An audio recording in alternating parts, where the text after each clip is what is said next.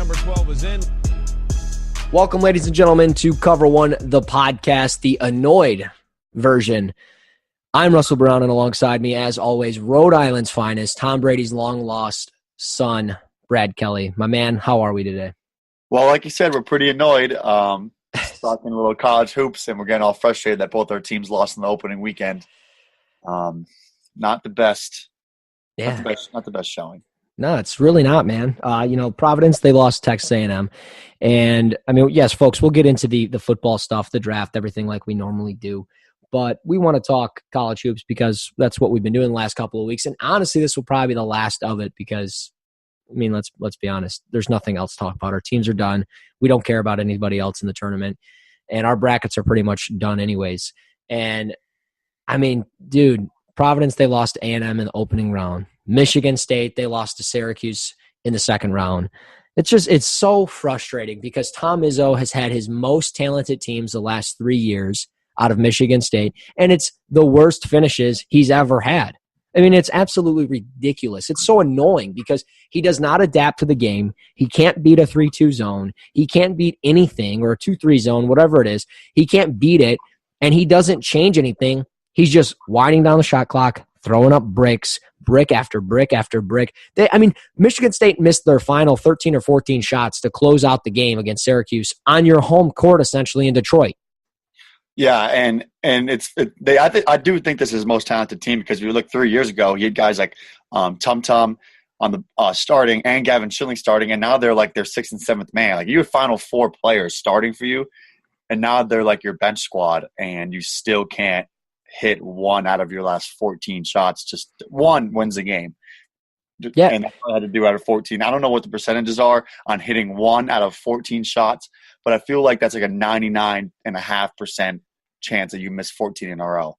Yeah, collectively as a team, they shot 25%, and they're arguably their best player to close out the regular season, Jaren Jackson, because it wasn't Miles Bridges. I can tell you that. He's been so hot and cold this year and throughout the course of his career that it's like, you know what?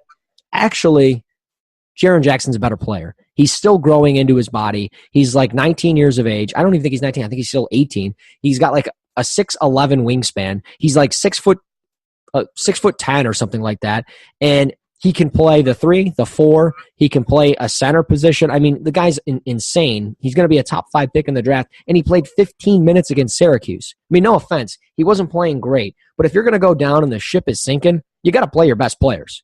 I mean, yeah, and they're so much more talented than Syracuse, but like Syracuse's length obviously bothered him. But you have to adjust to that. You can't just keep making cross court passes that aren't bounce passes and him getting knocked away. What are you doing? Like they're the longest team in the country. Yes, and consistently Miles Bridges was throwing up bricks from 3-point land. Why wouldn't you put him at the 4? And why would you take Nick Ward out from playing the 5 and playing along the baseline? Why wouldn't you play Miles Bridges in the 4 to split the zone, play him at the free throw line, and all he's got to do is throw up mid-range jumpers? You know he can hit that. He can't hit three-pointers to save his life. I think he shot 22%. He was like 1 for 12 from three-point range on the game. Dude, it's incredible. And like I've always said it, Miles Bridges is equivalent to Jabril Peppers in college sports, just overrated and does not have a natural position. And that's exactly what Miles Bridges is. He'll leave Michigan State now after saying he wants to win a national championship. He'll give it everything he has. And there was a lot of up and down games for him. He's a player he's going to be remembered as a high riser, a guy that threw up bricks in the NCAA tournament.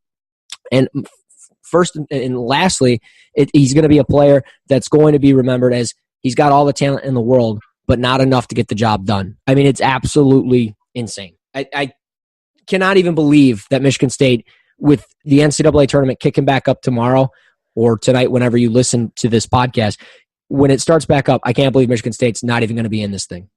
Yeah, I totally agree. Like I said, I had him in the national title game. But when it comes to Providence, they get hosed with their draw. They get a 10 seed when really they had the resume of a 7 or an 8 seed. They had a better resume than Creighton. Creighton's AD is the head of the selection committee, and Creighton gets an 8 seed, and Providence gets a 10 seed. Providence beat Creighton twice. They had a better RPI. They were better at home. They were better. Everything was better. Everything. And they get hosed, get a 10 seed. And on top of Go ahead. And on top of it all, Ed Cooley rips his pants in the Big East championship game, and you know what he does? He stands there, towels on, baby. Puts a towel around his waist and coaches his ass off. Literally coached his ass off, and they got a 10 seed. And they went to OT with the number 2 team in the country, and that was their second loss in Villanova. But they had beaten them, so really they were a point away from taking 2 out of 3 against Nova, and they took 2 out of 3 against Xavier. They're 3-3 against 1 seeds, and they get a 10 seed, and they go against the tallest damn team in the country, like 6'11", 6'9" across their front court, and then lose by 4. And then that team A&M beats UNC by 100. Like ridiculous. That they would have played. Yeah, egregious. Any other team that they would have played, they would have won their first round game. They would have made the second round. But yeah, and what makes it worse is I've been sitting here this whole time talking about how bad Michigan State is. Now, you didn't take my advice. You put them in the national title game. That falls on you. But literally, I've been sitting here thinking, okay, I'm going to root for a different team throughout the tournament other than my own. And what do? I become friends with you, and I have a podcast with you. And this whole time we talk about Rhode Island and Providence and everything else. And guess what? My heart's broken even more because Providence dropped the ball. Unbelievable, but it's not their – I mean, granted, it is their fault they lost the game, but it's not their fault that they got poorly seeded. And you're right. They should have been in there over Creighton. They should have been playing against Kansas State in the first round, and then they would have been playing Virginia – well, not Virginia, UMBC or whatever. They'd be in the Sweet 16 right now. Yep. You're absolutely right. They'd be in the Sweet 16, and they'd be going against – Kentucky, who that's a bad matchup, but they've shown the propensity to beat Villanova and Xavier, and who the hell knows? And then if they win that, they're playing the winner of Loyola and Nevada. You know what, dude? Anything is possible because you look at Michigan State. They played the worst seeded team out of all the Power Five. Syracuse was the worst team because they were the last playing game. They had the worst record out of every team in the tournament. Oh my God, I can't even believe it. It's just unbelievable. Like Tom Izzo this year, 30 wins. Their strength of schedule was 109. 3 wins against tournament teams. So 27 wins were against non-tournament teams this year. That's how, it was, when I heard, it's mind-blowing, dude. Mind-blowing, but whatever. The NCAA tournament. Let's get into the football. We're getting too pissed off. I know, whatever. Let's just get into it. But before we jump into the football stuff, I want to let you know that Cover One now has an app available for iOS and Android operating systems. Please download and leave a review for us in your app store. You go to the Apple store, you just type in Cover One, or if you got an Android or whatever, go to Google Play, search Cover One, and it will be there for you to download and push the notifications every single time that Brad puts out a hot take article like he did with what would I do in his mock draft, which we'll get into in a little bit later, or I have a very long scouting report where there's a ton of clips and film analysis into it. Guess what? It'll all pop up right on your phone. You don't even have to go to your internet app anymore. All you got to do is just open up Cover One, and everything's right there. Fresh content all the time. So be sure to download Cover One, the app, now. But something we need to get into, and we haven't had a chance to talk about it because, well, as you may know, Saturday was St. Patrick's Day. Sunday, we were not functioning human beings, and we did not do a show. But right on Saturday, as we're doing our thing, St. Patrick's Day, whatever you were doing in Rhode Island, whatever I was doing here in Michigan, we have a trade. The Jets, they move up from the 6th overall pick to the 3rd overall pick. The Colts trade down to the 6th overall pick, and they get 2 second-round picks this year and a second-round pick next year. That is the Colts. And the Jets put themselves in position to get a quarterback, we're assuming. I mean, what are your thoughts on the trade, right? Yeah, so I think the Jets are obviously moving up. I mean, I hope that they're moving for their sake. They're moving up for a quarterback. So I would believe that they try to move up to pick 1 with the Browns. The Browns say no, try to move to pick 2 with the Giants. The Giants say no, and then they try to move to pick 3 with the Colts. They probably work their way down. They didn't probably just jump right to number 3. But in training for number 3, to me, that tells me that they're comfortable with 3 quarterbacks, like taking whoever is the one that falls to them at pick number 3. Like if they maybe they're not comfortable with 4, but they are comfortable with 3. Maybe it's Darnold, Rosen, Baker, or Darnold, Rosen, Allen, whoever it is. They have that choice at number 3 that they're now guaranteed to get. And I think that Darnold is they're going to be the number 1 pick. They showed personnel people from the Browns sitting with Darnold's parents today at USC's Pro Day. I think he's a kind of a lock. And then whoever, the Giants go number 2. If it's Saquon Barkley, then the Jets get, their choice of Rosen and Baker. If it's Baker Mayfield, then they get Rosen. I think they're comfortable with those 3. I would think it's those 3 over Allen or Lamar or whoever it could be. And they're just going to take whoever's left at pick number 3. Yeah, well, and you know what? I just want to kind of have a humble brag for a minute. I totally predicted this trade like right after the combine, just so you know. So I'm pretty proud of that. But I had no inside sources or anything like that. It was just me predicting it. But you're right. I mean, I think they would be moving in position to get a quarterback. And Benjamin Albright, who joined us last week, he tweeted out today, he said, for what it's worth, team picking in the top 5 to me, he said that Darnold is a lock to go to the Browns at number 1. So, I mean, he was with them, or his parents were with them at the pro day. It seems likely that he's probably going to go there. So it really all, everything's kind of sitting in position on the New York Giants. Like I've been saying for months, everything starts with the New York Giants in this draft, no matter how you look at it. It was the Jets and the Colts. The Colts, they traded down, did a wise decision. Now they've got 4 picks in the top 50 of this draft. Go out, get some protection for your quarterback who's coming back from injury. Go out and get the best player available at 6, whether that's Bradley Chubb, Saquon Barkley, Brad's mock draft, or you go Quentin Nelson, whatever the case may be. But the Jets, I mean, it's got to be a quarterback. I would think it's Josh Rosen. It just seems like it's the natural fit. It seems like he'll be on the board, but it could be Josh Allen. I hope it's not Josh Allen for their sake, but he would make sense as far as you've got bridge quarterbacks in front of him. You've got Bridgewater. You've got McCown. So you never really know what they're going to be doing. How does the rest of the top 10 shape up, though, with this? I mean, as far as what falls after the Jets with, the Browns at 4 and we get into 5 with the Broncos. So I think it's kind of getting to the point that I think that it'll be quarterback. I personally think it'll be quarterbacks for the first 3 picks. I think 4 quarterbacks will go in the top 5, and then that's going to kind of set up the Colts to take, maybe not Saquon, but maybe Quentin Nelson's there, or if Barkley is there, and then there's a whole host of there's Roquan Smith, Denzel Ward. There's Tremaine Edmonds. There's anyone like the Colts could possibly think of that's on a quarterback. It's probably going to be there at pick 6. And then I talked about like the Browns at number 4 is kind of like this is like the star of the draft. I think now it's like the Colts at number 6. I think it's going to be like the pick where stuff actually starts to get interesting. Yeah. Yeah, no, for sure. I mean, I'm thinking Sam Darnold at 1, and then I would think, a quarterback at number 2 or Saquon Barkley, and then it would be, a quarterback at 3, best player available at 4, or potentially trading down. I would think the Browns and the Bills would probably have some conversation.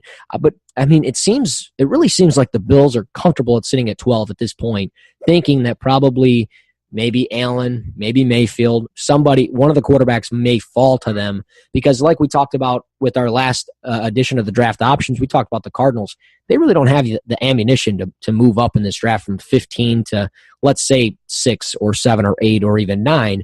Maybe they do have enough to move from 15 to 10 or 11 and get in front of the Bills, but it just doesn't seem likely. I mean, maybe they do and they put their future into getting a quarterback, a future quarterback, but I mean, they do have Sam Bradford on a 2-year deal. They do have Mike Glennon now on a 2-year deal, so maybe they just kind of roll with that and see what happens for next year's draft at quarterback, or maybe in the later rounds they take a quarterback. But it's going to be it's really going to be a lot of fun in a month when we get to the draft because, I mean, we're closing in on that 30-day mark, and I can't wait. But let's get into your mock draft, the What I Would Do mock draft. And you did a top 10. I thought you did a great job with this, by the way. And Thank you.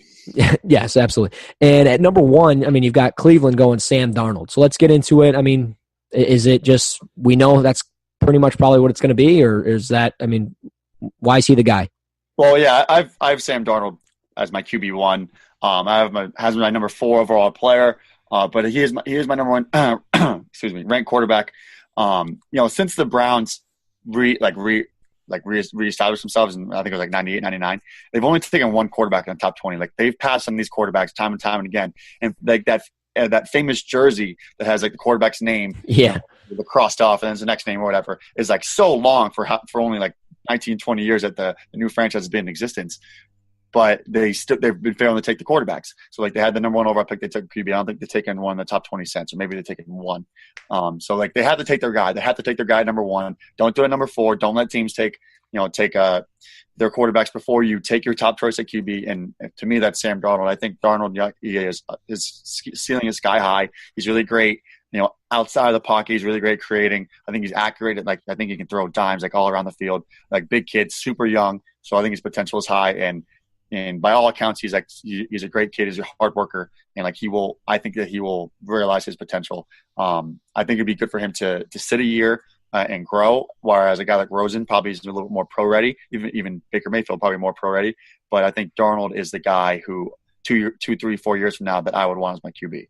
Yeah, well, and I've got Josh Rosen as QB1 mainly because he's the most pro-ready guy, and I put some value into that. But I think you're spot on with your analysis on Darnold, and I think letting him sit for a year. I mean, he's 20 years old to be 21 when the season kicks off, and everything else to be 21 throughout that whole rookie year. I mean, this is a guy that, as far as I've understood with the interviews that I've heard about him and of him and everything else, people talk to him and they're amazed at how mature he is for a 21-year-old kid. I mean, you're still a kid. I mean, you're just getting out of college. You're still wanting to be a kid and doing those things, but he's very mature, very, business first, very formal. And that's a big plus for the Cleveland Browns. And if you have Tyrod Taylor for a year, which I would assume that they do, that's your bridge guy. You roll with that. And I think it's a good fit. I really do. And I think Sam Darnold would, depending on how the year goes, you really wouldn't have to play him in year one. But let's say you start, I don't know, let's just say they start 0-12. Okay, you play Sam Darnold for the last 4 games of the year. Not going to really hurt you. But don't throw him into the kaiser like you did to Sean Kaiser, where you don't have any weapons around him. Everybody's hurt. The offensive line's falling apart, this and that. Don't do that. But I think they're in an interesting spot. And like you said, take your quarterback at 1. Don't let the quarterbacks fall off the board and wait till number 4. Because I would assume, the common theme right now, if you're not going quarterback, you're going Saquon Barkley at number 1, which is fair. But at the same time, Saquon could be there at number 4. And really think about it. Sam Darnold at 1. Let's say they go Chubb or Quentin Nelson at number 4. And then at the 33rd pick of the second round, Ronald Jones could potentially be there. What if you paired Sam Darnold and Ronald Jones back up? I mean, yeah, you have Carlos Hyde for 3 years, but that doesn't – I mean, Carlos Hyde's got a ton of injury concerns. Ronald Jones, I know you're pretty high on Ronald Jones, right? So why not put him at Cleveland in the second round to kick it off? Yeah, I would love that. And he's super young as well. So, I mean, you're getting 2 guys who for the future, for 8-10 years, I don't like to project that far when it comes to first round picks. I like to project to 5 years, but those are 2 guys that 8 years from now could still be a running back in your QB and still be only in their late 20s and still be effective players. So you're getting guys definitely for the future. I would love that if they got Darnold and then Ronald Jones at the top of the second.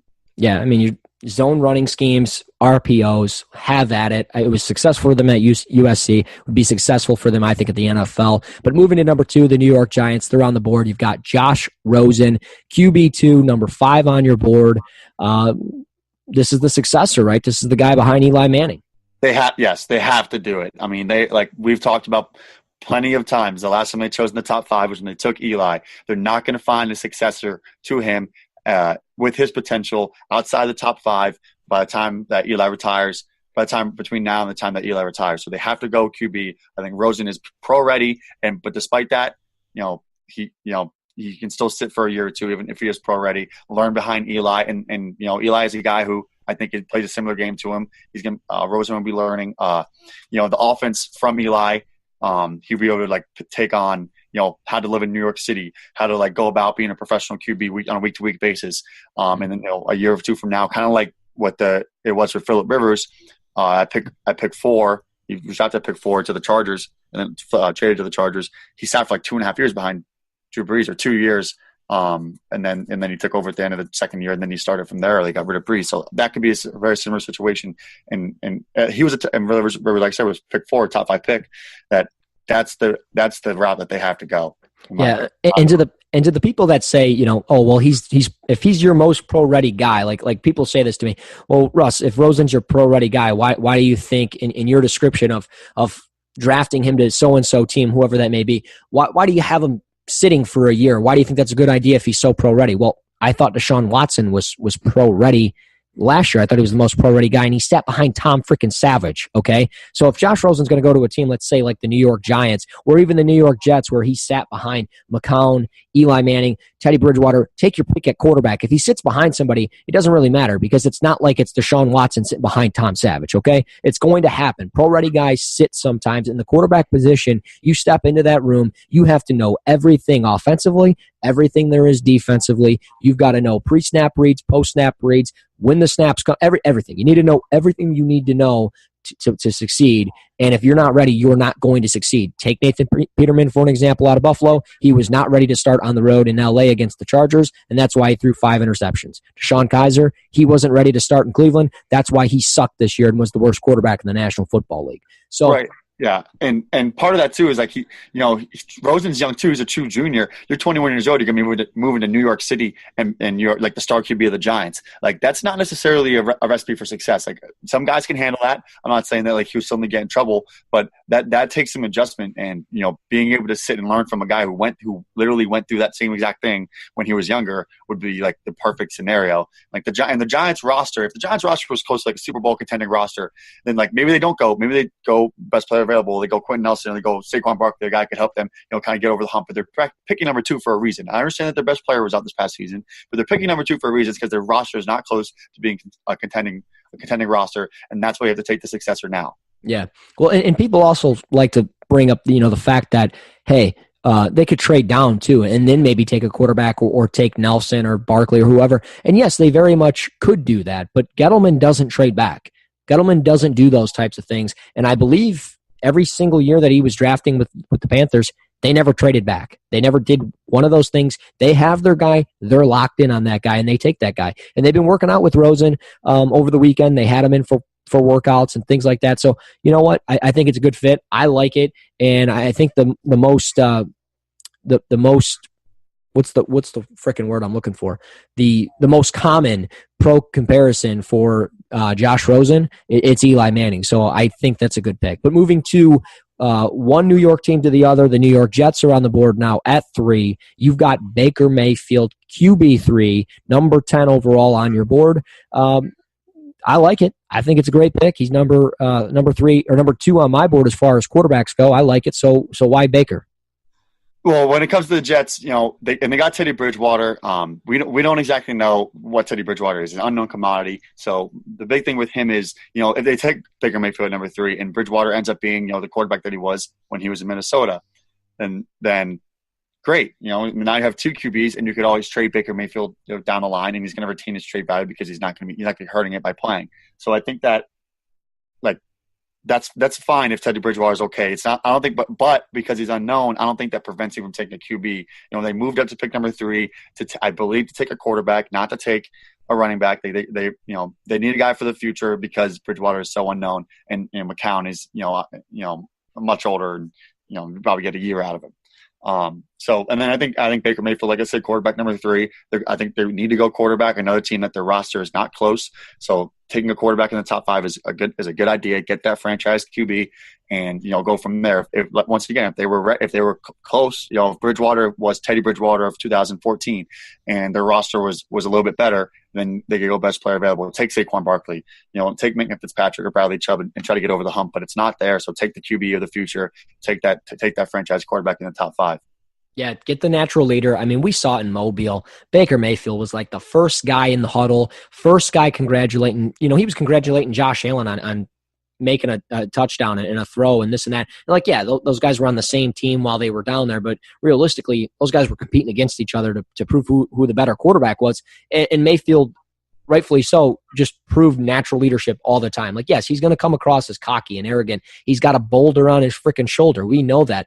But I love it, dude. I think him in New York would be great. It would be the nickname of Broadway Baker. I've heard it time and time again. I think it'd be fantastic for him. So I would love to see Josh Rosen in New York, Baker Mayfield in New York. I'd love to see how they develop. I'd like to see him sitting courtside for the Knicks and the Nets games and all that great stuff. It's going to be great. But a really great pick for the Cleveland Browns is your number 1 overall player, your top offensive guard, Quentin Nelson out of Notre Dame.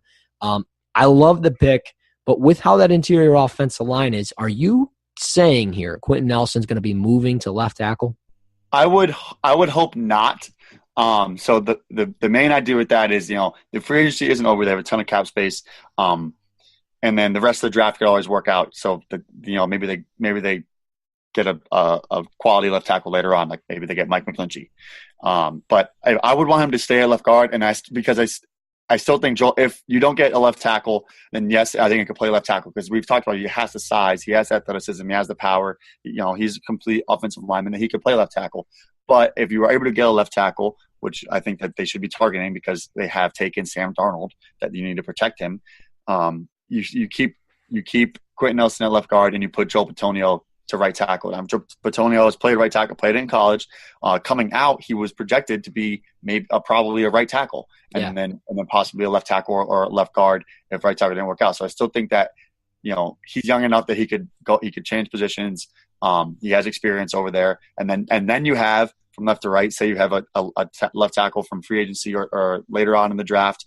Then you have Quentin Nelson, Treader as your center, Zeitler as your right guard, and then Bitonio as your right tackle. And that's a pretty, at least from left guard over to the right tackle spot is for sure solid, very good. And then left tackle would remain to be seen. So that would be the main. Yeah. You got to take the lineman to protect your franchise QB. You just take that pick one. So. Yeah, for sure. Well, no, I like it. I like the concept behind it. You get your franchise quarterback. You get a franchise left guard, a guy that's going to be elite, a Pro Bowl level guy for the next 10 to 12 years. Sounds pretty similar to Joe Thomas. And I've said it, when I watch Quentin Nelson, that's who I think of as Joe Thomas. Not just, not saying, he's playing left tackle, but it's just the nastiness, the aggressiveness, the way he sets with his power steps and his hand placement, just everything. It reminds me of Joe Thomas. And he seems like a natural fit to be a great pass blocker, a great run blocker, be a fit in the NFL on a team for 10 years, 12 years, and be kind of a franchise face.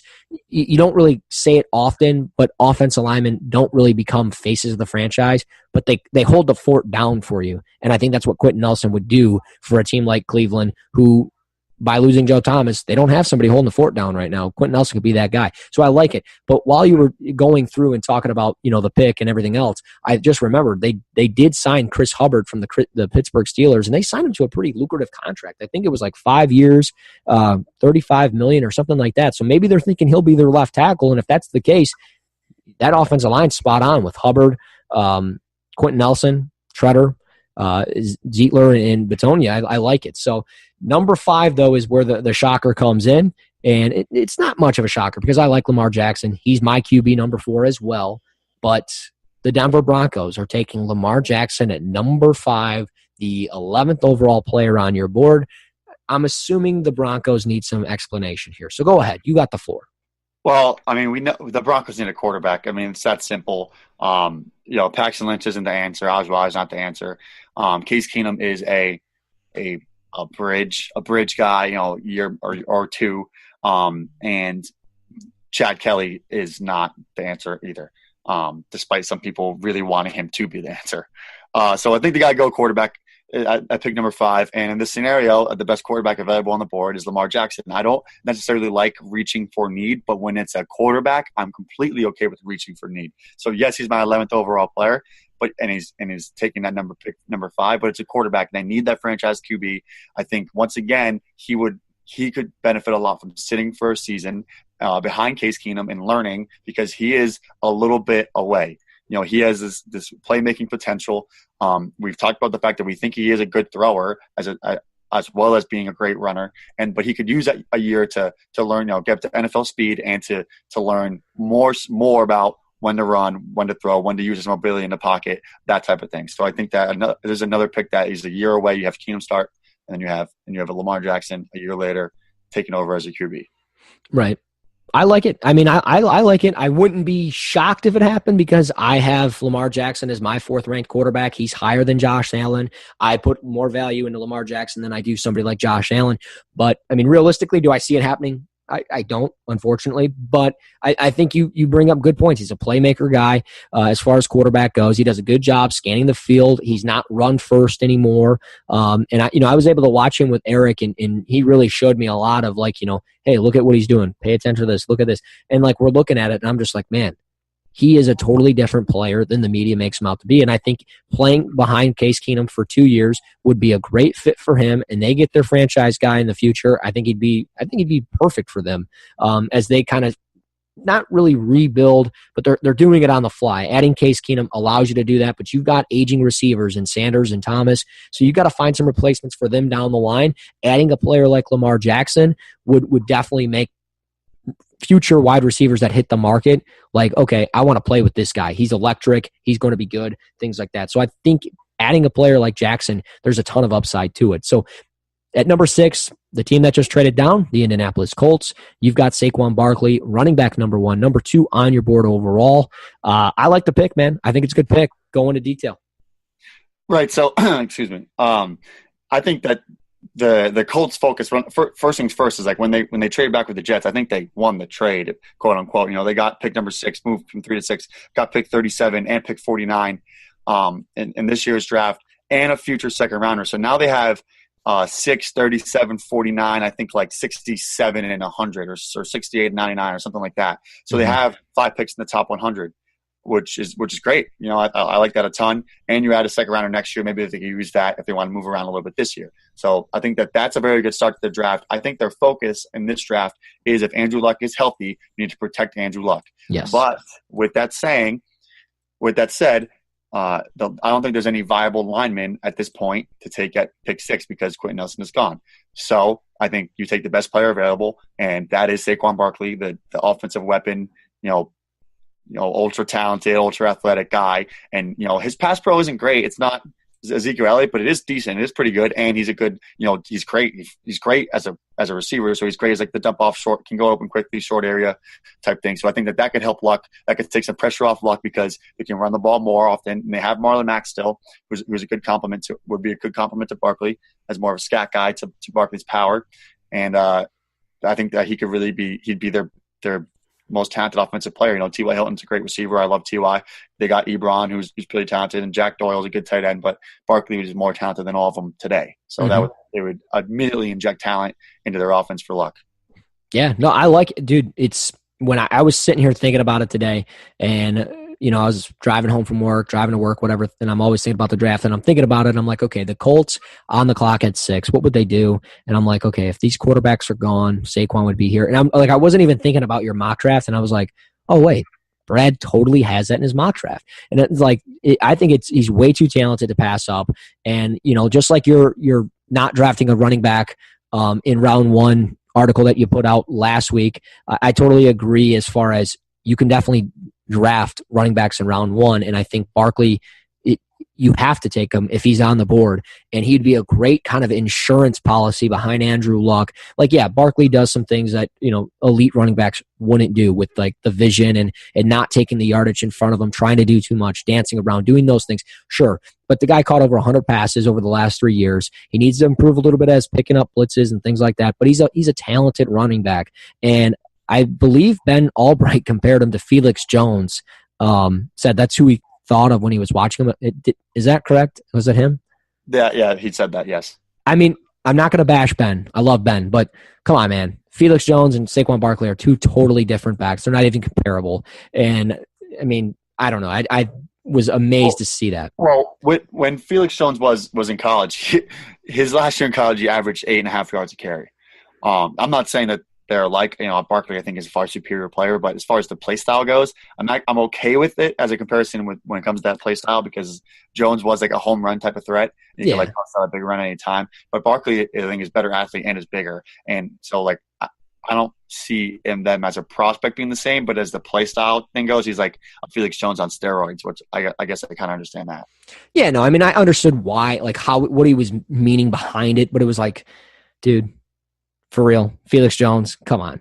But I mean, his comparisons have been all over the board. I mean, it's been LaDainian Tomlinson. It's been Barry Sanders. It's literally been off the charts as far as who he could be and what people think he'll be. I'm going to say he's Saquon Barkley. He's going to be Saquon Barkley. He's going to a team. And granted, in this mock draft scenario, he doesn't go to a team with the best offensive line. But I think personally he'll go to a team like Cleveland, and because I think that's what it'll be at number 4. I think it'll be Saquon Barkley, in my personal opinion.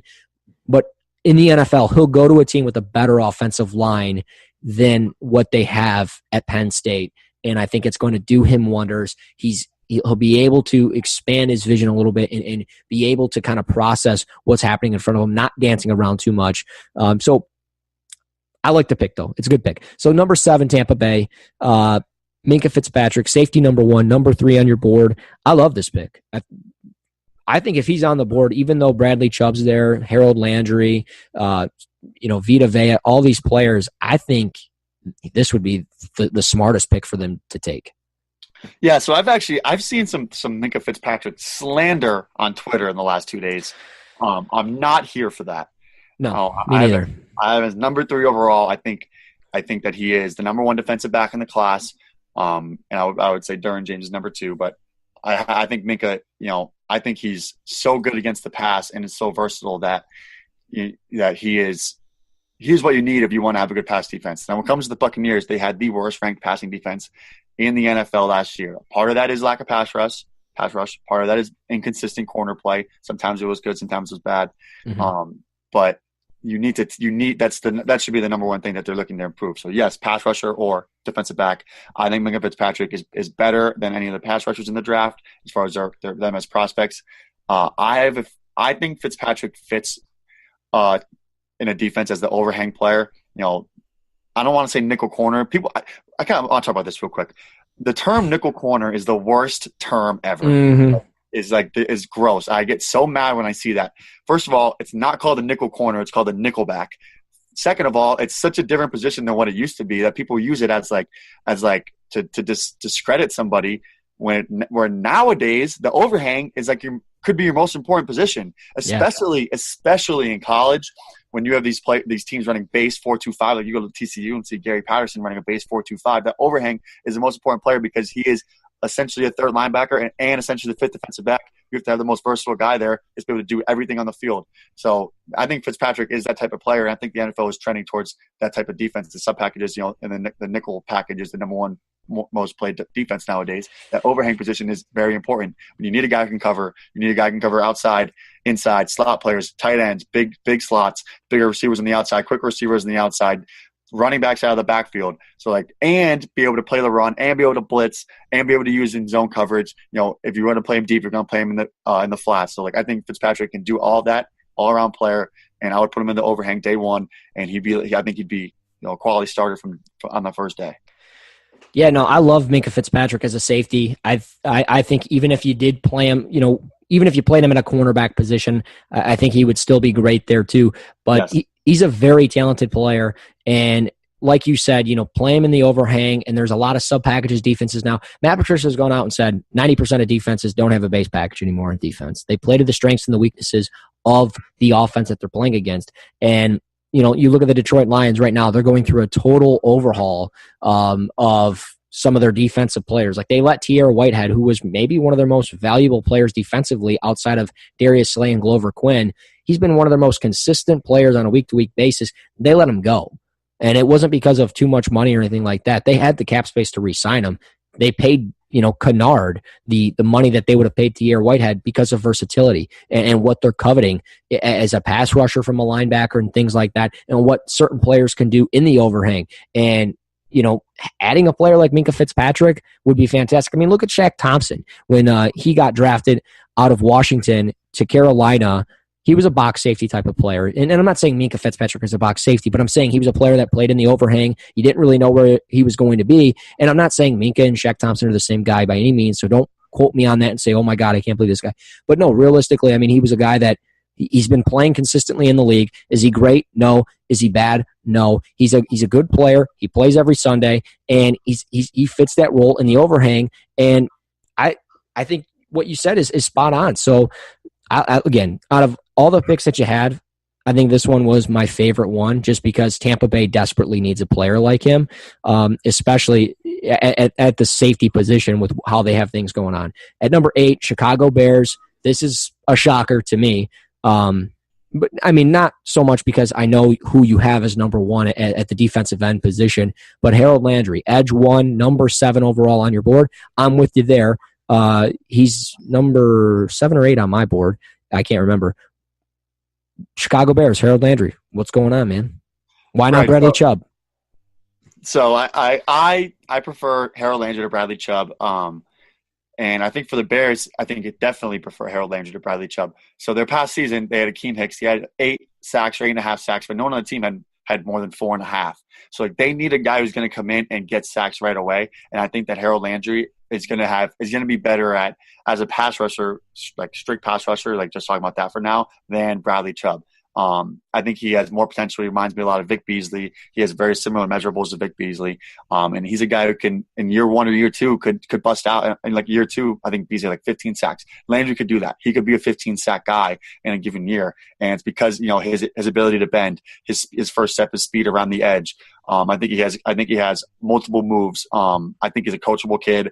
I've seen him have, loads of sacks and loads of tackles for loss. He plays behind the line of scrimmage. I think Bradley Chubb is better against the run, but I don't think Bradley Chubb is so dominating against the run that it makes up for, I don't want to say his lack of pass rush, but his not as good pass rushing as Harold Landry. I've seen Bradley Chubb on back-to-back plays get sealed by Durham Smythe, who's a tight end. And like he's a good blocking tight end, but he's still a tight end. Like you can't get sealed by that. You have to fight pressure and get and beat that. And I don't think that his ability to play the run is so much better. It doesn't make up the difference between Landry ability to rush the passer. So I have Landry edge 1, and I think the Bears definitely need a pass rusher in this draft. They've done a good job in free agency as far as getting weapons for Mitchell Trubisky at QB. They've gotten like Trey Burton, Allen Robinson, Taylor Gabriel, I think. So like they've gotten the weapons. They need to protect him, but once again, I don't like any of the linemen at this stage in the draft. The rest of the draft can kind of be focused on that a little bit more in free agency, and then so I think they're going to go defense, and I think Landry is the choice. Would be my choice.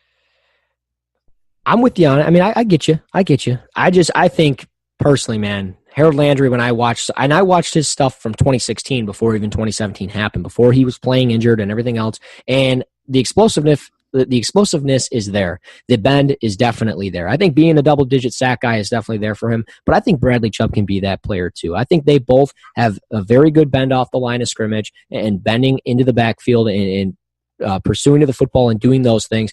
I love that.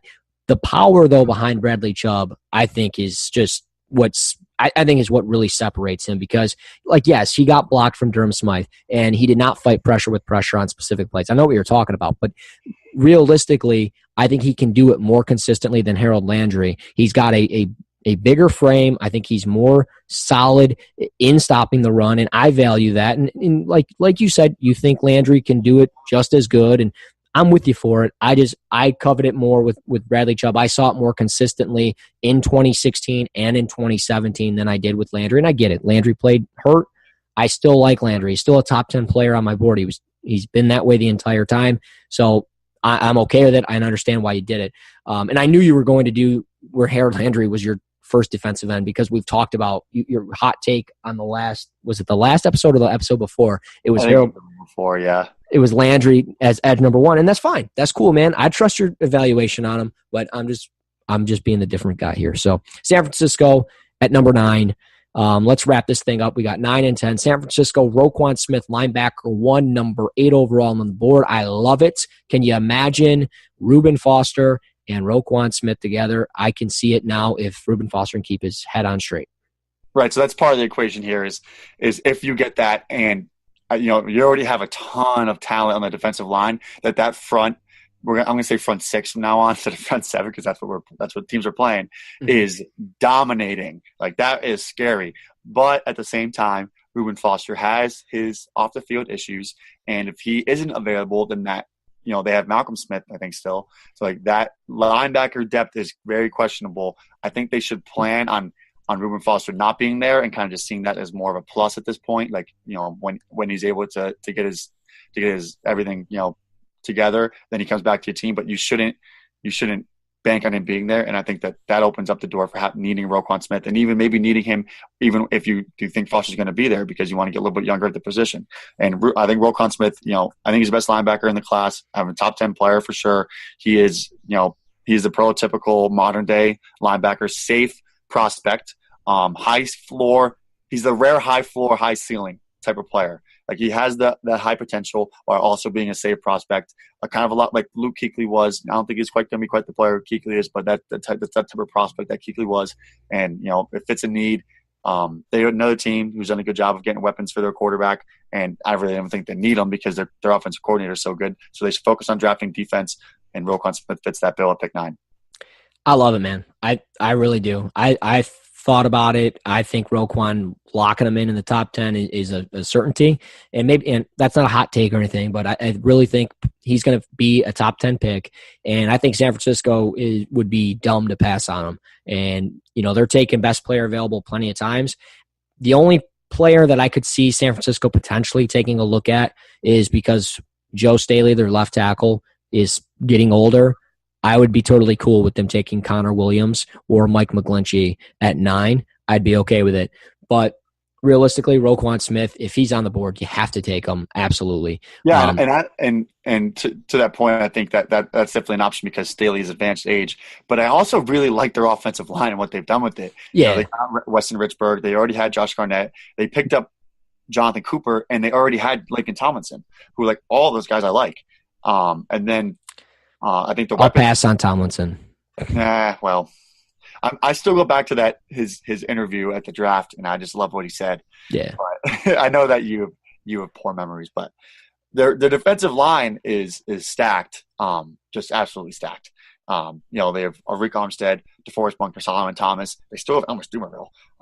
Earl Mitchell as their nose tackle, and then I think they've got enough on the back end with signing Richard Sherman that I think linebacker is the natural position of need, I guess. Yeah. No, for sure. I mean, it's definitely a solid pick. It's a guy that's going to play day one, and that's what personally, every team in the first round, that's what you should be looking for. Day one guy that's going to contribute. At what level? Is it an elite level? Is it a steady level, an above average level? Where are they at? Obviously, you're going to be looking at that. I think Roquan Smith is going to be a great player, and I think he's going to be a consistent guy every single week in the NFL. I love it. And then at number 10, Oakland Raiders, Bradley Chubb, edge 2, number 9 on your board. I like it, though. I really like it. Pairing him up with Khalil Mack, you've got the explosiveness from Mack, the power of Chubb. I think it's a good fit. I like this. Yeah, they definitely need some help on I want to say defensive line, but they do. Call it what it is. Yeah, but and he would be that immediately. So like I think that he's going to be a very good pass rusher. I think he's going to be like a consistent 10 sack a year type of player, just like he was in college. And then, like I said, prepare with Khalil Mack because they don't have much of anything past Khalil Mack. So, and I think that Chubb, at this stage in the draft, is a very, very good player. I don't have him as high as other people, but I still have him at the number 9 overall player. So I think that he fits a need. I do the Raiders mock drafts, nightly, daily, and Chubb rarely falls to them. So I think that they would pretty much sprint to the podium at this point to get Bradley Chubb. And like we've said, I like him as a run defender. I like him as a pass rusher. I think he's a good combination of both. He's strong. So, I mean, the Raiders need talent, especially on defense. They signed a couple corners. If we look at their other needs, they signed 2 corners in free agency. They got Rashawn Melvin. I think he's pretty good. I thought he had a really good year last year. I had no idea how was the Colts? Colts. Yeah, they even let him go, and they got him for a year and $6.5 million. So they got 2 corners in free agency, which I like. And then they drafted Darren Conley last year. I think he's going to step up to a bigger role. So I think secondary-wise, they're kind of set as far as taking top 10 guys. So go back down to the front 7, take the best player in the front 7 that's there, and that's Bradley Chubb. Yeah. No, for sure. And if Bradley Chubb's there, they can't pass on him. So I like it. If you guys want to check it out, go to cover1.net. It's right there on the homepage. The What I Would Do mock draft, top 10 by Brad Kelly. It's good stuff. As always, Brad, good stuff on that. But moving forward, we are going to get into some draft options, some player evaluations as well that we've been doing. We want to talk a little bit about some of the guys that we've been paying attention to in the last week or two. But before I do, I need to let you know Cover One, the podcast, is brought to you by First Down Playbook. First Down Playbook is the #1 playbook resource for football coaches with over 30,000 plays. First Down Playbook is a database of youth, high school, and flag football plays, color-coded with coaching points for every position on every play. Check it out today at firstdownplaybook.com. First Down Playbook, one place, all the football. So do you want to get into draft options, or do you want to talk quickly or briefly about some player evaluations that we've been doing? Well, we can talk player evaluations. Let's go. All right. I'll start. I want to talk Justin Jones, defensive tackle out of NC State. You talked about Street out of NC State a couple of weeks ago, and how much you just were loving the NC State defensive line. And I've seen him, and I'm like, okay, yeah, I'm agreeing with you. But Eric Turner, cover one, he wanted me to write about Bradley Chubb this week, and I'm like, okay, yeah, no worries. So I got all 22. I'm watching it. And I've been watching it like religiously, like the last 3 or 4 or 5 days, and every single play, like I knew Justin Jones was powerful. I knew he was good, but I'm watching this from an all 22 angle, that perspective, and he's lined up in a 3 technique. Dude, the guy is fighting pressure with pressure consistently. I've got a thread just going of him, just crazy stuff that he's been doing. That I'm just like, I don't even know if there's defensive tackles in this class that do that as good as him. And this guy's going to go day 2 or day I'm going to say day 2 of the draft. I'd be shocked if he was day 3 pick. But I mean, this guy, I want the Detroit Lions to take Justin Jones with the second round pick at 51. I don't even want a defensive tackle anymore in the first round. I want Justin Jones at 51. That's what I want. Yeah, so I actually sneak peek to the listeners tomorrow, or if you're listening to this today, Patriots 7-round mock draft. Justin Jones will be on that. No. So I like him enough that I would like the Patriots to go take him. I think that's a realistic option with Bill Belichick being at NC State's pro day, getting a first-hand look. But I think I like Justin Jones, and I like him that he's another guy who plays in the backfield. I mean, that pretty much hold defensive line. Dude, yeah, man, and it was insane because he was lining up as a 3 technique. Like, yeah, he would line up here and there as a 1, but realistically, he was never playing in the 1. He's playing as a 3 technique. He's powerful. He's stout. He can rush the passer. He's disruptive in the backfield. He pursues the football. I love that when he's getting reach blocked or somebody's trying to seal him off or whatever the case may be, he's fighting it with the pressure. And then, like, when he's in a 3 and the guard in front of him pulls, he wrong arms the center and just blows up the the opposite A gap that they're trying to run through, or whatever they're, B gap, A gap, doesn't matter what they're trying to run through. It's just like, dude, he's easily become my draft crush, like my biggest draft crush over the last 4 or 5 days. And I watched him drop into coverage. I'm like, who's taking a 6'2", 305 pound defensive tackle and dropping him into coverage? I love it, man. Like, and I talked about how, like, in a McGlinchey piece that I wrote a couple weeks ago, I talked about how McGlinchey and Nelson were such good, like, fits together and how great they were as left tackle, left guards, and how important it was for Notre Dame. Justin Jones and Bradley Chubb as a 3 technique, as a 5 technique, whatever, those guys together was just as important as McGlinchey and Nelson was for Notre Dame as it was for NC State. Those guys, man, they were wreaking havoc on some of the teams. Like, I feel bad for Syracuse's offensive line when I was watching them. It was like these guys are getting blown up. So it was insane. What was the guy that you were watching this past week or so? The guy I was watching was Isaac Yiadom, was the guy I was most impressed with. Corner out of Boston College. About 6'1", 190 pounds. His arm length is 32 1/4 inches, which is less than what his arm length was in Mobile. Don't ask me how. But he's the 80th percentile among corners. So he's 6'1" with long arms, and I think that he uses them very well. So I was watching their games against Clemson, against Iowa, and their game against Iowa was the bowl game. It was a pinstripe bowl, played at Yankee Stadium, and it was like 11 degrees, and the field was like a hockey rink. Yeah, like everyone was slipping all over the place, but he still had pretty good change of direction, which is like pretty encouraging to see. But really, what I'm most impressed with is, despite being only, quote unquote, only 190, he is very physical and he's very, very accurate with his jams to the line of scrimmage. So not only is he like tall and long as far as corners go, but he actually uses it well, and he brings pop, and he knows how to use his length, and he's very accurate with his jams. I mean, he disrupts and alters the stems of receivers consistently. Like it's awesome, and he's a guy who's a very, very good open field tackler. He's not afraid to get a little physical and violently get block. Have like violent block destruction moves. He like click and closes pretty well, uses his length.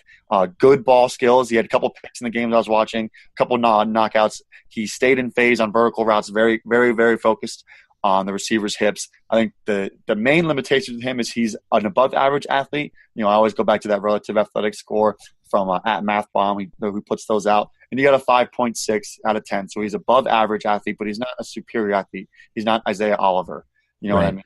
not Jair Alexander, or Denzel Ward. But he is a good athlete, above average, and he has the profile. He has that jams. I think in the right system, a more press coverage system, press man system, that he's going to be a fit. I would take him on the second day. I would be very comfortable taking him in the third round, but I think he's going to be had on the third day. I think that team is going to get great value for the pick that he goes at.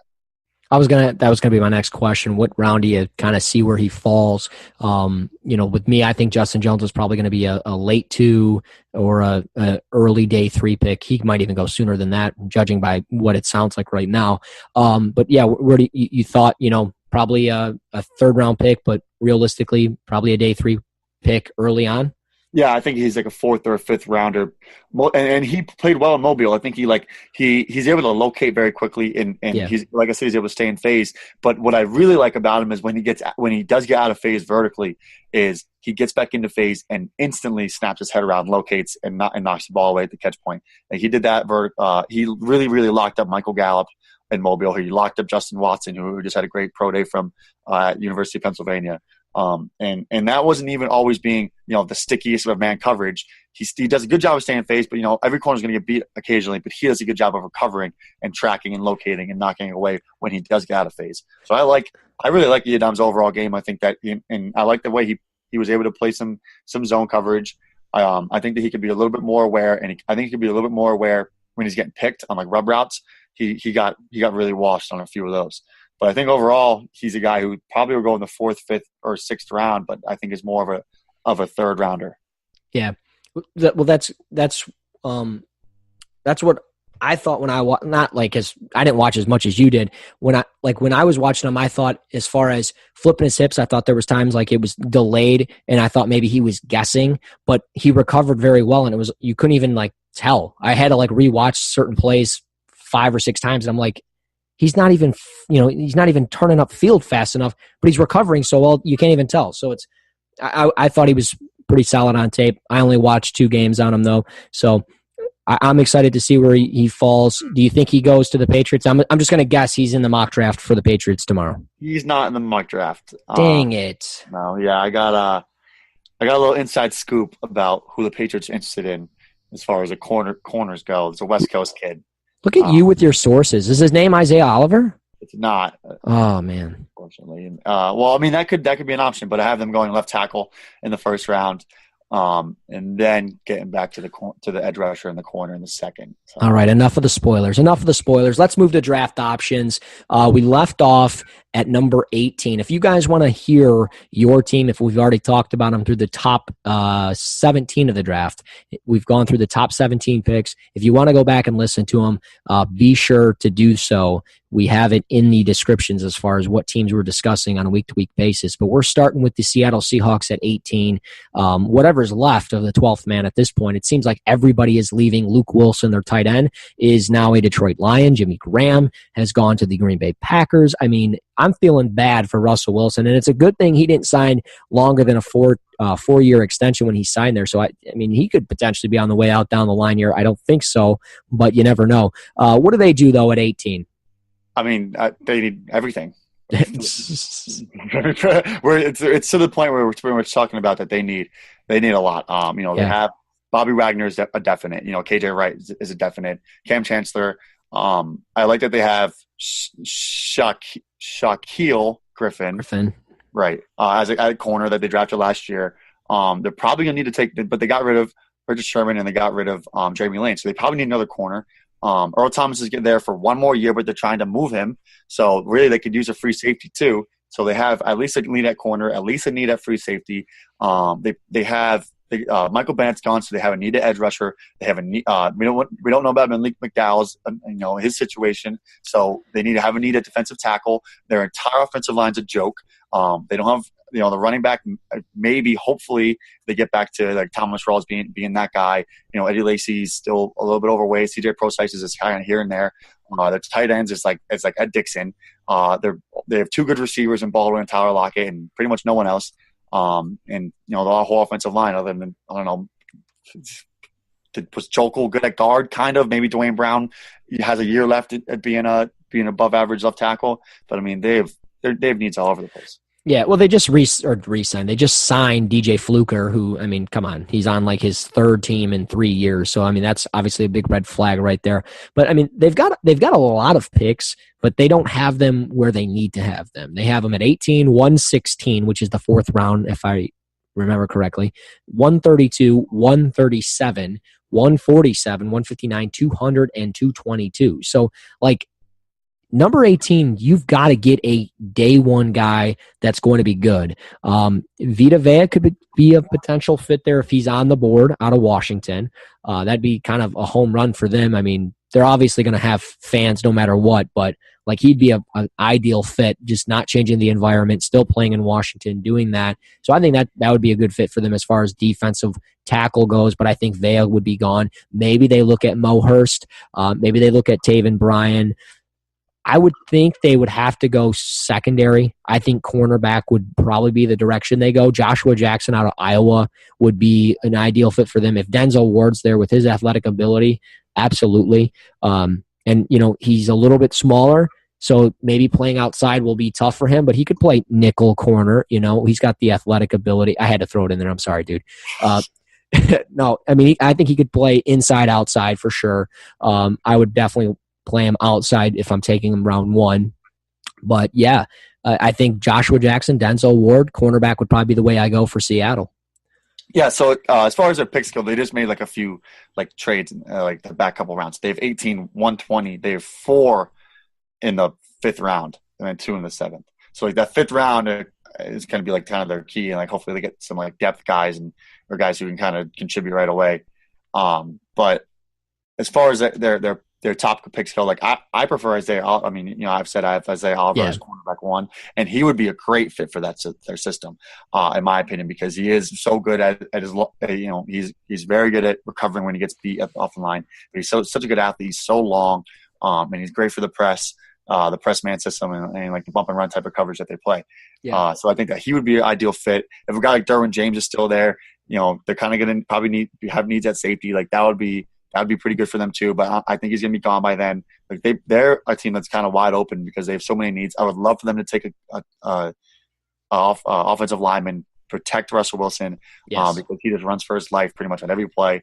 And you know, I mean, there's needs everywhere. There really are. It's you know, it's like it's hard to project because it's so wide open after this past offseason that they have, you know, just a bevy of needs. Right, and it's not like, you know, a few years ago, Seattle, no matter what they did, it didn't matter because their division was so bad. But the Rams have turned it around. They were a playoff team. San Francisco, they're turning it around. They've got Jimmy G. They've now added Richard Sherman to their defense. We've talked about their defensive line. I mean, we talked about them in your mock draft. People know that they're making moves. They're getting better. They added Jerick McKinnon. I like that addition for them. So, like, that division is not as wide open as it used to be. So, like, the window for them, I think, is starting to close. Pete Carroll's not getting any younger, and eventually he's going to have to step away from the game. I mean, the guy's, I feel like he's been coaching since I was, like, 1 year old. And, I mean, he has. But, like, I feel like he was at, like, USC forever, and then he went to Seattle, and he's been there forever. So, like, they definitely have to do some things. But you brought up Earl Thomas, and I want to finish it off with this. Earl Thomas potentially maybe getting traded. If Derwin James is there at 18, you trade Earl Thomas. Obviously, I know where you covet Derwin James as far as positional rankings and everything else in the draft. He would obviously be a great pick for them at 18 if he's there. What, though, would they have to get to make something to move on from Earl Thomas? Like, putting him in Dallas, we'll be jumping into them in a minute, and that's kind of why I'm bringing it up, because Dallas has got 19, 50th, 81st, 112, 179, and 210. So they've got, you know, 6 picks. Could they package something to get Earl Thomas? And what would you think it would be? I don't think that team's going to give up a first for Earl Thomas because he only has that 1 year left on his deal. And then so if the team is going to trade for him, then they have to sign him to a long-term contract. And like at this point in his career, I think he's 28, 29. Like it's not worth trading for him, especially because a year later you might be able to get him. And then signing him to a long-term deal. So it's I think it's more of a two second rounders type thing, like maybe this year's second and next year's second, something along those lines, or a second and a third, more so than a first round pick. So I think that if a team offers them 2 2s, that they need to take it, right? Or 2 and a 3, that they should take that deal, because otherwise he's going to walk away and you're going to lose him for nothing. Right. Well, and as far as open cap space right now, the Colts, they've got a ton of room. They've just gotten, I mean, They have Malik Hooker. I know they got Malik Hooker, but hey, you could add Earl Thomas to that. I mean, they don't. Crazy. And like we talked about it, 4 picks in the top 50. I know we're talking about offensive line, but call me crazy. If you added Quentin Nelson at 6, threw in, the second-round pick that they got for next year, a second-round pick for this year, got Earl Thomas, I mean, hey, why not, dude? That'd be nuts. And you could re-sign him because you have the money to do it. He's $75 million. So that would be nuts. I think the Colts would be a home run, but I'm sure there's discussions of, hey, he doesn't want to play here, he doesn't want to play there, he wants to play. They would need to guarantee that they get into a long-term contract. Right. Yeah. So it'll be interesting. But moving forward, number 19, the Dallas Cowboys. Like I said, 19, 50, 81, 112, 179, 210. But we're focusing on more so on 19. But giving them the people the rundown. What do they do at 19? So they're interesting because they're really up against the cap. They've been up against the cap forever. So they haven't done anything in free agency. Literally nothing. I think they traded for a fullback. That's it. Yeah. So they're a team that they really need to hit on these draft picks, especially the high, those 3 picks in the top 81. Those are the 3 picks that they really need to hit on. They need to get contributors right away. Because I think the roster, if you look at the offensive line, the quarterback, running back, some of the players in the defense like DeMarcus Lawrence and David Irving and Sean Lee and even like a Byron Jones are ready to take a next step and be a contender for the Super Bowl. I mean, 2 years ago they were. So they need to hit on these draft picks, get contributors, and become, back to becoming a Super Bowl contender. I think it's very within their reach. With that said, they have a huge hole at left guard because Jonathan Cooper's gone. But they have Lyle Collins, who has experience at left guard and playing right tackle. If you take a right tackle, you can move Lyle Collins back to left guard. So that's an option. So they have an option on left guard or right tackle, but it's only really one need. Defensively, DeMarcus Lawrence is on the tag. So they're giving him a ton of money for the year, but ideally you can extend him. But if you can't, then now you're going to have a need at end, because now you have Tyrone Crawford, a ton of money locked up into Tyrone Crawford, and then you have a ton of money, and then you don't want to sign DeMarcus Lawrence. You have to take a need at defensive end and get another pass rusher. Linebacker-wise, they have Sean Lee and Jalen Smith. They don't really have much else. Jalen Smith is not quite what they need him to be, and that's not really any fault of his own. Like, he came back from that injury, and he's just not quite where he was. Hopefully he can improve. I'm really pulling for him. And then the secondary, they've taken high picks in the secondary in the past. Byron Jones was a first-round pick. Jadobe Rozier was their second-round pick last year, I think. Xavier Woods is a safety. Anthony Brown's kind of like the nickel. Jordan Lewis they took last year, so I think they're like but they just got rid of Scandrick, so they're kind of like one more defensive back away. I think their best option is to go guard. If they could take Isaiah Wynn, put him at left guard, that offensive line is back to being the best offensive line in football. You could take a receiver at pick 81. We know how deep this receiver class is. There's going to be good players at 81. They could pick a receiver there. And then defensively, they could try to get an edge rusher or a linebacker at pick 50. Just draft Rashaan Evans at 19. Just do it. I think he'd be a great fit for them as far as linebacker. Like, he's more of a run-first type of player. He scrapes over well, though. He blitzes. He's an athlete. I mean, explosive athlete, too. And, I mean, a three-cone drill for him was at 6.95. Pretty solid, right? I mean, yeah. Vertical jump was only 30, but I like him a lot. And he's 6'2", 232, good size, explosive, run-stopping guy. I think that'd be great for them. So let me ask you this. Shout out to Benjamin Solak. He does these articles. That's pretty penny or bargain buy. Yeah, let's do it. You take Rashaan Evans at pick 19, mm-hmm. or I'll give you 3 options: Malik Jefferson at 50, or Darius Leonard at pick 81. Oh my God. Yeah. Man. Well, what can I take at 19? I mean, give me something. Isaiah Wynn at 19. Who? Give me Braden Smith at 50. No, give me Isaiah Wynn at 19. And Jefferson at 50. And and give me a Dante Pettis at 81. Oh my God, yeah. Let's go. We should. Hey, Jerry Jones, you hiring? Brad Kelly and I are looking for work. I don't like your team, but let's do this thing. Yeah, no, that's what I would do. I mean, Isaiah, I'm with you on Isaiah Wynn. I think putting him in, playing him at left guard, right guard, either one would be great. Also, don't sleep on Mike McGlinchey either if he's there. Love that.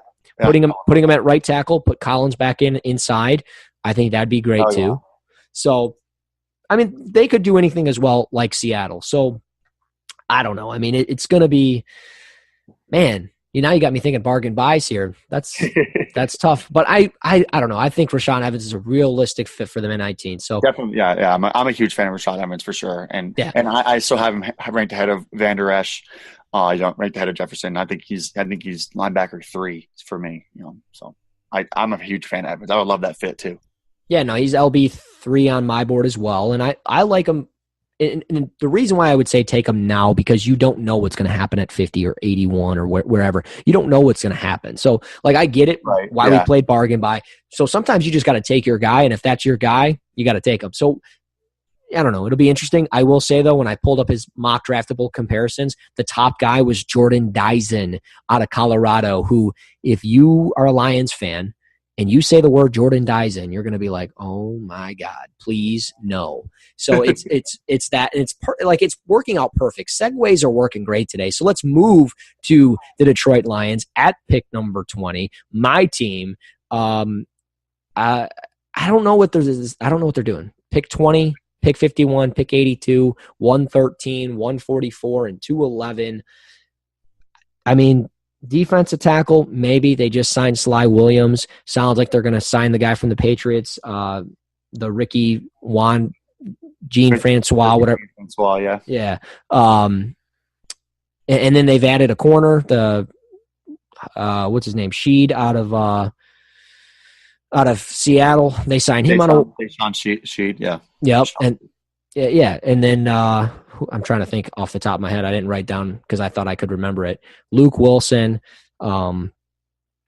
Kennard. So they've added some nice players, and now I'm looking at it and I'm like, well, this whole time I thought, okay, defensive tackle. I'm like, yeah, they could still go out and do that, but round 1, probably not. Like, give me Justin Jones at 51, and then at 20, I don't know, go. You don't need to go corner now. I'm assuming they're set. I truthfully, and even though they added LeGarrette Blount, truthfully, I think running back or defensive end is the direction that they're going to be going. And I think if Marcus Davenport's there, he could be the guy. If Harold Landry's going to be there, which I know realistically he's not going to be, that could be the guy as well. Maybe they look at Lorenzo Carter at 20. I don't know. They saw him down at the pro day today. So I would think Lorenzo Carter, maybe Nick Chubb, Sonny Michel, something like that. Yeah, I think that definitely the top target will be Harold Landry.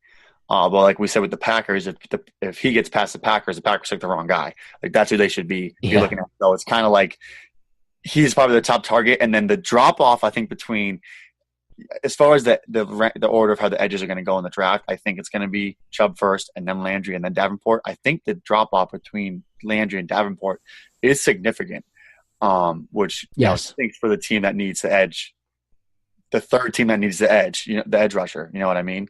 But I still think Davenport has the potential to be a good player. Like, the traits are good.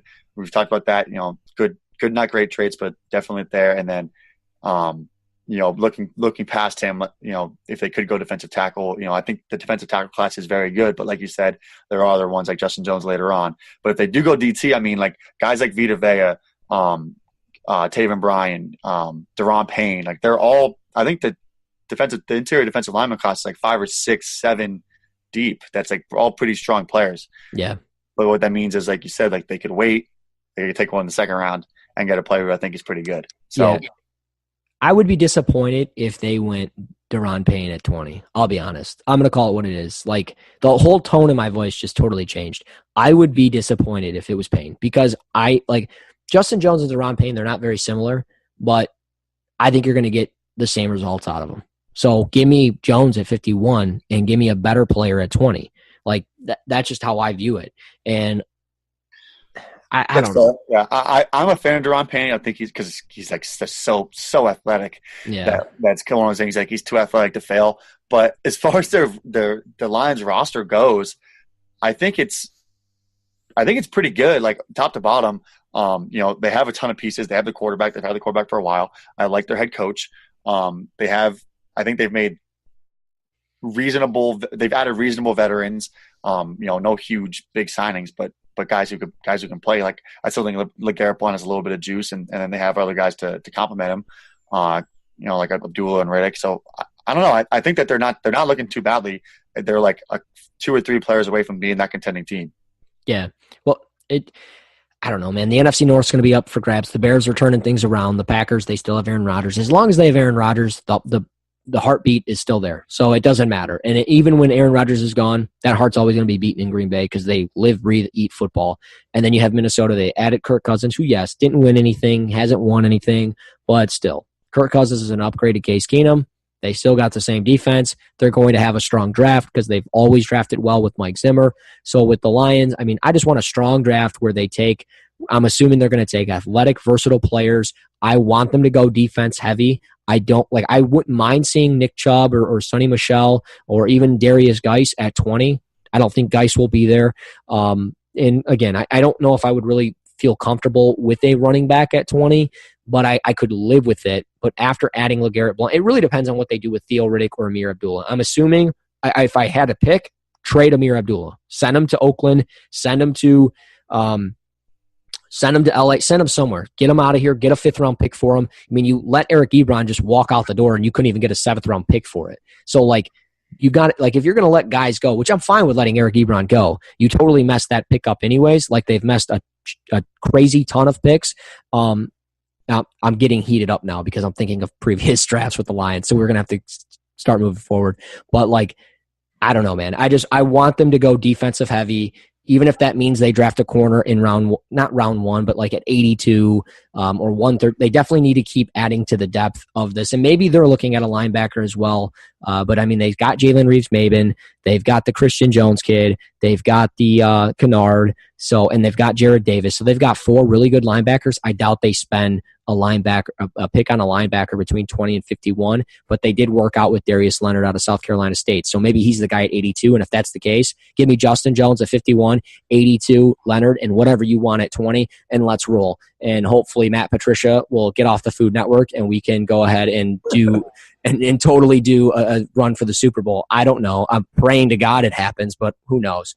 So I don't know. I can't wait, though, for the NFL draft. I can't wait to see what this team does because maybe they even trade back. I'll take that, too. Get some picks, add some depth. That's what I want. So let's get to some draft Twitter questions, and let's close this thing out and let people get back to their days. So we've got a couple here. Starting at the top, we've got Brad Smith, and you can at him on Twitter at Smithles. Whatever. Is Josh Allen more like Kyle Bowler or Carson Wentz? Is he a legitimate candidate to go number 1? I don't think he's a legitimate candidate to go number 1 because I think that Darnold is pretty much locked in.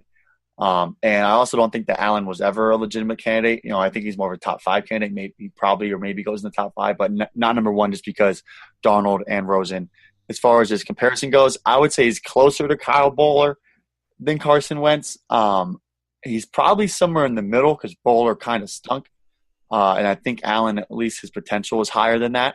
I think he's a little bit better than Kyle Bowler, but I think as far as being closer to one of those two, it's probably more close. He's not close. He's not as close to Carson Wentz as he is to Kyle Bowler.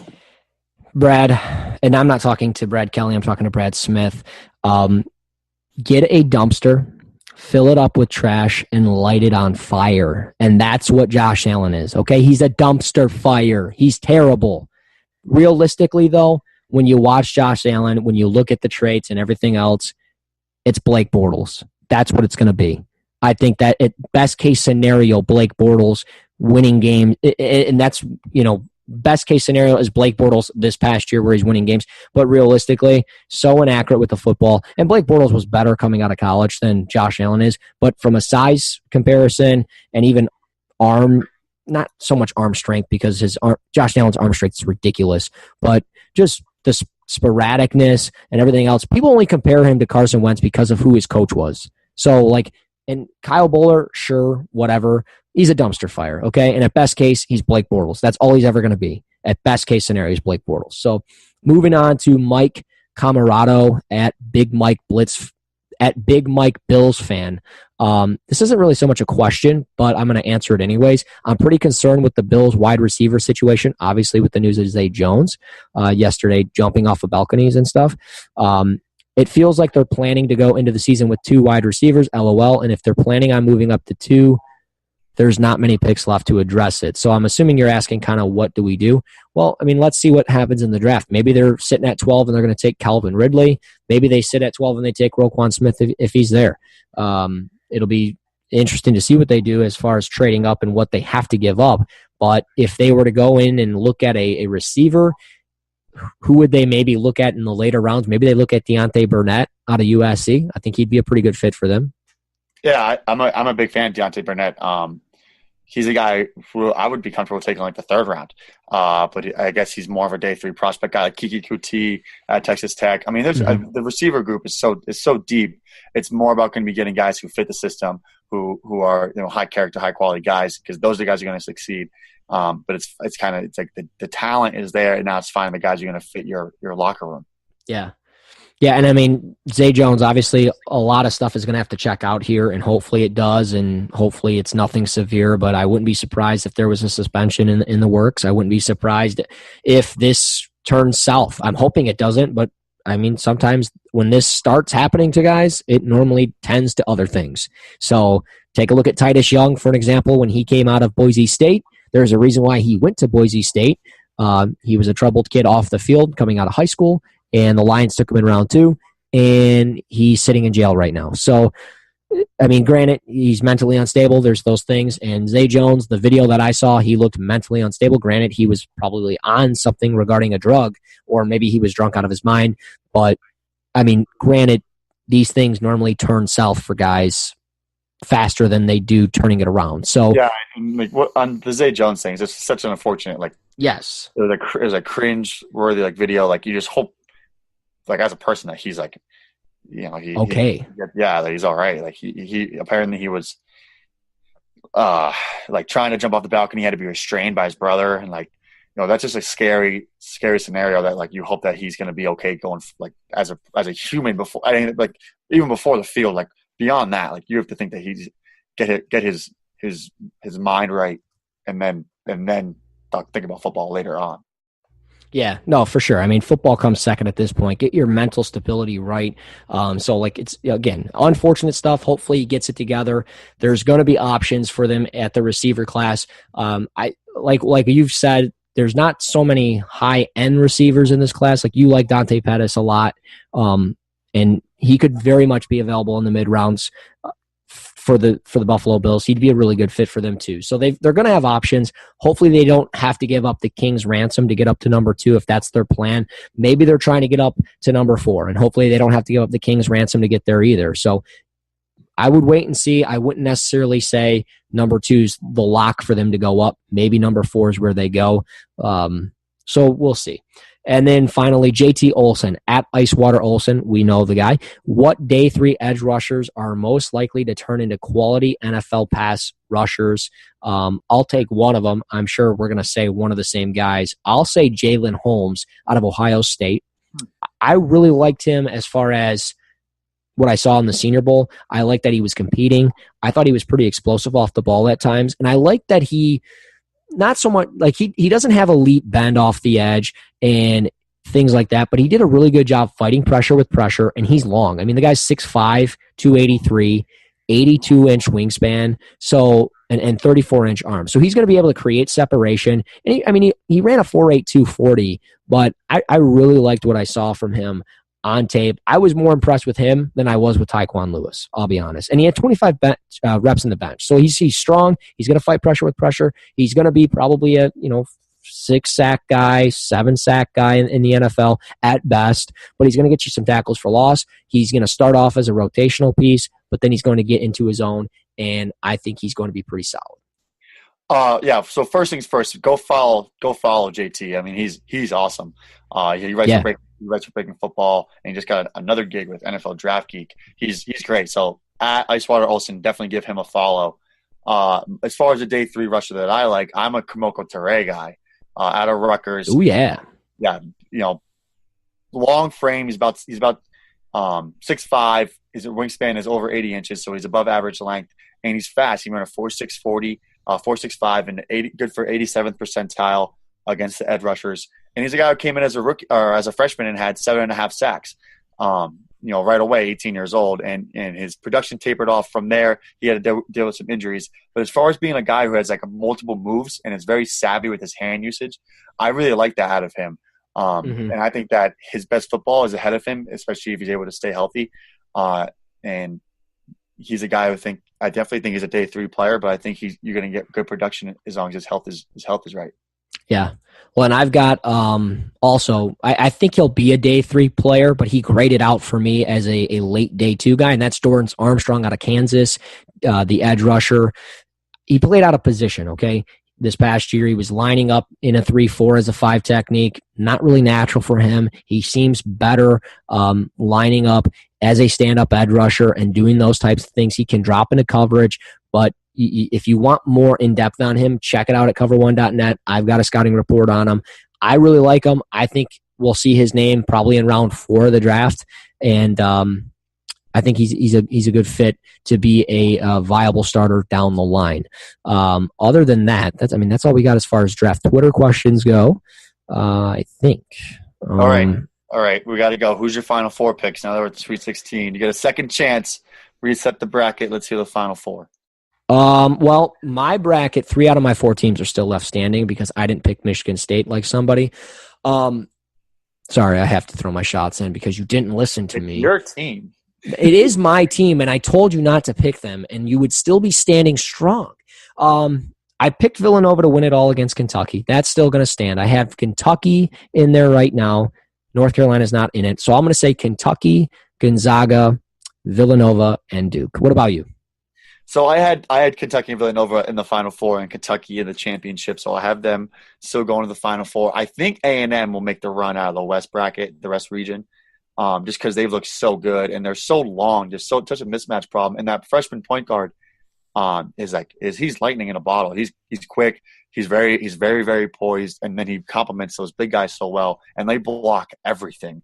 It's crazy. Like if there is a team that can cover that, what's the big European guy from Michigan? If there's a team who could match up with him, it's them. So I think that they'll beat Michigan and they'll be able to handle. I think they'll out talent a team like Gonzaga or Florida State.